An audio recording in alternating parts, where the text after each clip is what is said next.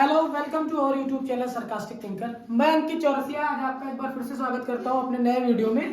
कल हमने ट्रिग्नोमेट्री के कुछ क्वेश्चन देख लिए थे, त्रिकोणमिति के कुछ अनुप्रयोग। उसी में आगे आज हम कुछ और क्वेश्चन देखेंगे जो बोर्ड की दृष्टि से काफी इंपॉर्टेंट क्वेश्चन है और ये एक बहुत ही वेरी इंपॉर्टेंट क्वेश्चन है। ये किसी ना किसी सेट में आपको रखा मिलेगा ही 4 नंबर में, ये क्वेश्चन आना ही आना है। तो पहले देखते हैं क्वेश्चन क्या कह रहा है। क्वेश्चन कह रहा है भूमि के एक बिंदु P से एक 10 मीटर ऊंचे भवन के शिखर का उन्नयन कोण 30 डिग्री है। कहां से? भूमि के एक बिंदु P से 10 मीटर ऊंचे। तो हम सबसे पहले क्या करेंगे, भूमि पर एक बिंदु मानेंगे। हमने भूमि पर एक बिंदु मान लिया P। फिर कह रहा वहां से कुछ दूरी पर, हमें नहीं पता कितनी दूरी पर, तो हमने एक नॉर्मल ऐसे जूम कर लिया, ये कुछ दूरी हो गई, डायग्राम बना लिया हमने। ये फिगर सबसे पहले बनाएंगे, फिगर इसमें मेल है, ठीक। उसके बाद कह रहा है एक 10 मीटर ऊंचे, तो ये हमने 10 मीटर ऊंचा बना लिया, ठीक है। उसके बाद कह रहा है उस शिखर का उन्नयन कोण 30 डिग्री है। इधर थोड़ा छोटा कर लेंगे, फिगर बन नहीं पाएगा। ये हमने ऐसे इसको मिला लिया और यहाँ पे उन्नयन कोण कितना बन गया 30 डिग्री। इसको हमने P मान लिया। P बिंदु से कितने मीटर ऊंचा भवन है? 10 मीटर ऊंचा भवन। इसको हमने A मान लिया, इसको हमने B मान लिया फिलहाल के लिए।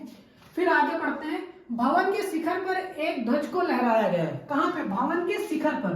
तो भैया ध्वज लगा था तो नीचे डंडा लगा होगा, कुछ ना कुछ लगा होगा, तो ये मान लीजिए ध्वज लगा हुआ है। और P से ध्वजा के शिखर का उन्नयन कोण 45 डिग्री है।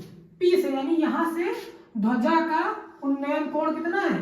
45 डिग्री। तो ये आपको कितना हो गया?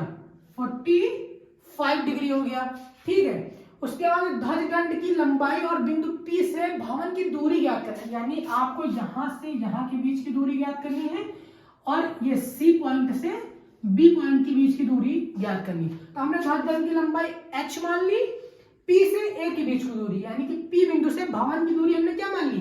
x मान ली। और फिर वही सिंपल चीजें लगाते हुए हम इसका आंसर निकालेंगे। तो देखते हैं, हम सबसे पहले क्या लिखेंगे, माना ध्वज दंड की लंबाई h है, ये हमने h मान ली, और बिंदु P से भवन की दूरी x है। हमने इसको h मान लिया, इसको क्या मान लिया? x मान लिया। अब हमारे पास में 2 ट्रायंगल बन रहे हैं। एक तो बन रहा है APB, एक बन रहा है APC। ये 3 ट्रायंगल हमारे पास बन रहे हैं। तो सबसे पहले हम किस ट्रायंगल में देखेंगे? इसमें देखेंगे, BAP में देखेंगे। सबसे पहले किसमें देखेंगे? BAP में। एंगल कितना बनना है हमारा? 30 डिग्री। तो यहां लिखेंगे ट्रायंगल BAP में। वही tan वाला फॉर्मूला लगाएंगे क्योंकि हमारे पास यहाँ लंब है और हमारे पास यहाँ आधार है, तो वही हम tan वाला फॉर्मूला यहाँ पर लगा देंगे। तो हम लिखेंगे tan थीटा बराबर क्या? लंब बटे आधार। क्या लिखेंगे? BA upon AP। BA upon AP लिखेंगे, ठीक है। तो यहाँ पे देखो BA की वैल्यू कितनी दे रखी है? 10 दे रखी है, हमने यहाँ पे लिख दिया 10। tan थीटा की वैल्यू कितनी दे रखी है? 30 दे रखी है, और इसकी वैल्यू हमें नहीं पता है, हमने क्या मानना है? x। तो इसकी जगह हम क्या रख देंगे? x रख देंगे। tan 30 की वैल्यू 1/√3 हो गया, बराबर में क्या रखेंगे? 10। ये हमने करा दिया क्रॉस मल्टीप्लीकेशन। ये x1 के साथ मल्टीप्लाई होगा तो x आ जाएगा, x इंटू 1 मतलब x। ये रूट उधर जाएगा तो क्या आ जाएगा? 10√3, वो भी किसमें? मीटर में। तो भैया हमें x की वैल्यू क्या हो गई? पता चल गई। P बिंदु से भवन कितनी दूरी पर है? 10√3 मीटर की दूरी पर है। अब हमको निकालना है ये वाली हाइट, यानी कि हम क्या लेंगे? पूरा ट्रायंगल लेंगे, CAP लेंगे। क्या लेंगे? आप लेंगे, इधर देख लीजिए, ट्रायंगल CAP में। फिर फॉर्मूला हम क्या लगाएंगे? tan theta. अब ये हमारा पूरा लंब हो जाएगा क्योंकि हम क्या ले रहे हैं? पूरा ट्रायंगल ले रहे हैं। तो लंब क्या हो जाएगा? CA, और आधार क्या रहेगा? वही PA AP, कुछ भी कह लें, हम लिख देंगे CA अपॉन AP, और थीटा की जगह कितना लिखेंगे? 45 डिग्री, यानी कि 45 डिग्री हमने लिख दिया। अब CA की वैल्यू क्या है? देखो यहां से यहां तक की 10 है, इतनी हमारी h है, तो पूरी क्या हो जाएगी? 10 प्लस एच हो जाएगी, पूरी क्या हो जाएगी 10 प्लस एच हो जाएगी। तो ये क्या होगी 10 प्लस एच होगी वैल्यू। अब यहाँ पे इसकी जगह पे क्या रखेंगे, पी की जगह पे हमने यहाँ निकाल लिया ना एक्स की वैल्यू 10√3 हम रख देंगे। 10 45 की वैल्यू क्या होती है 1 होती है, और ये 10 प्लस एच बराबर 10√3। इसके लिए भी ये 1 मान के हम क्या करा देंगे, क्रॉस मल्टीप्लीकेशन करा देंगे। तो देखिए यहाँ पे हमारा आ जाएगा 10√3 बराबर 10 प्लस का h, ये आके इधर क्या करेगा माइनस करेगा, तो यानी कि h बराबर आ जाएगा 10 माइनस का 10। अब देखो दोनों में 10 क्या है कॉमन है, 10 कॉमन ले लेंगे, 10 बाहर आ गया। यहाँ क्या बचेगा कॉमन जाने के बाद में √3। यहाँ 10 जब पूरा बाहर चला गया कॉमन में, तो यहाँ क्या बचेगा 1। ये आ गई हमारी ध्वजदंड की लंबाई, वो भी किसमें मीटर में। ये हमारी क्या होगी ध्वजदंड की लंबाई, जो कि कहाँ लगा है भवन के ऊपर लगा है। कहाँ लगा है भवन के ऊपर लगा हुआ है, ठीक है। आइए देखते हैं दूसरा सवाल, ये भी काफी इंपॉर्टेंट क्वेश्चन है आपका। एक मंदिर की ऊंचाई 15 मीटर है। सबसे पहले क्या बना लो, एक मंदिर जिसकी ऊंचाई कितनी है 15 मीटर है। मंदिर के शीर्ष से यानी कि यहां से शीर्ष से सड़क के दूसरी ओर, ये सड़क हो गई, सड़क की दूसरी ओर हो गया, दूसरी ओर बने भवन के शीर्ष का उन्नयन कोण 30 डिग्री है। यानी कि मंदिर के शीर्ष से भवन के शीर्ष का, यानी कि भवन बड़ा है इसका मतलब, तो ये हमने बना लिया आपका भवन। तो यहां से मंदिर के शीर्ष से कहां पर भवन के शीर्ष का उन्नयन कोण कितना है 30 डिग्री है। तो सबसे पहले हम ये लाइन आप मिला देते हैं और ये सामने लाइन मिला देते हैं ट्रायंगल बनाने के लिए। तो यहाँ कितना बन गया 30 डिग्री बन गया, ठीक है। उसके बाद तेरा भवन के पाद का अवनमन कोण 45 डिग्री है, यानी भवन के पाद के यानी कि आधार का कितना है 45 डिग्री है। तो ये भैया हमने बना लिया आपका 45, इसको पहले मिला देते हैं, ये हमने बना लिया आपका 45 डिग्री कोण, ठीक है। फिर कह रहा है सिद्ध कीजिए कि भवन की ऊंचाई 5 ब्रैकेट में 3 प्लस √3 मीटर है। देखो ये देखो क्या बन रहा है स्क्वायर टाइप में या रेक्टेंगल बोल सकते हैं, जितना ये होगा उतना आमने सामने की भुजाएं क्या होंगी इनकी बराबर होंगी। तो ये 15 मीटर है, तो ये भी क्या हो जाएगा 15 मीटर हो जाएगा। पूरे भवन को हम क्या मान ले h मान ले, तो ये बचा हुआ क्या हो जाएगा भाई, पूरा भवन h है, इतनी 15 इतनी क्या हो जाएगी h से 15 आप इसको माइनस कर देंगे। अब इनका हम नामकरण कर लेते हैं A B C D और यहाँ क्या हो गया E हो गया, ठीक है। यहां से यहाँ के बीच की दूरी हम क्या मान लेते हैं x मान लेते हैं, यहां से यहाँ के बीच की दूरी।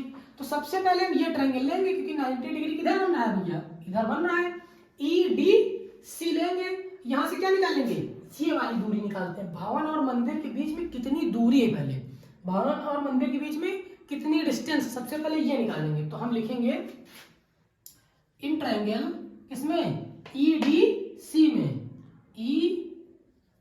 EDC क्या बनेगा भाई, ये देखो यहाँ पे लंब ये आधार, तो यहाँ वही बनना है 10 लगाएंगे क्या 45, यानी कि थीटा बराबर क्या आ जाएगा ED/DC, ED/DC हमने रख दिया। अब ED की वैल्यू क्या है 15 मीटर है, DC की वैल्यू क्या है x हमको नहीं पता है, हमने यहाँ से x रख देना है। थीटा बराबर क्या रख देना है 45 डिग्री रख देना। बहुत आराम समझते जाइए, इंपॉर्टेंट क्वेश्चन है ये। ED की वैल्यू हमने क्या रख दी 15, DC की वैल्यू हमें नहीं पता, हम x रख देंगे। अब देखो ये क्या हो गया, यहाँ थीटा के बराबर क्या रख देंगे 45, tan 45 की वैल्यू क्या होगी 1 होगी, तो ये 1 आ गया। ये 15 बटे क्या आ गया x, इसके नीचे भी 1 मान लेंगे, क्रॉस मल्टीप्लीकेशन करा लेंगे, x × 1 x 15 गुणे 15, तो ये भी क्या आ गया 15 ही आ गया। देखो भवन और मंदिर के बीच में कितनी दूरी है 15, तो ये एक प्रकार का क्या बन रहा है देखो स्क्वायर ही बनने जा रहा है, ये भी 15 ये भी 15 ये भी 15, तो ये भी 15 हो जाएगी, ये भी क्या हो जाएगी 15 मीटर हो जाएगी। अब मेन हमको क्या निकालना है, सिद्ध कीजिए कि भवन की ऊंचाई यानी कि पूरी ऊंचाई निकालना है भवन की हमको। सबसे पहले हमको ये पता होना चाहिए ना ये कितना है h कितना है। अब ये वाला ट्रायंगल लेंगे A B लिखेंगे पुनः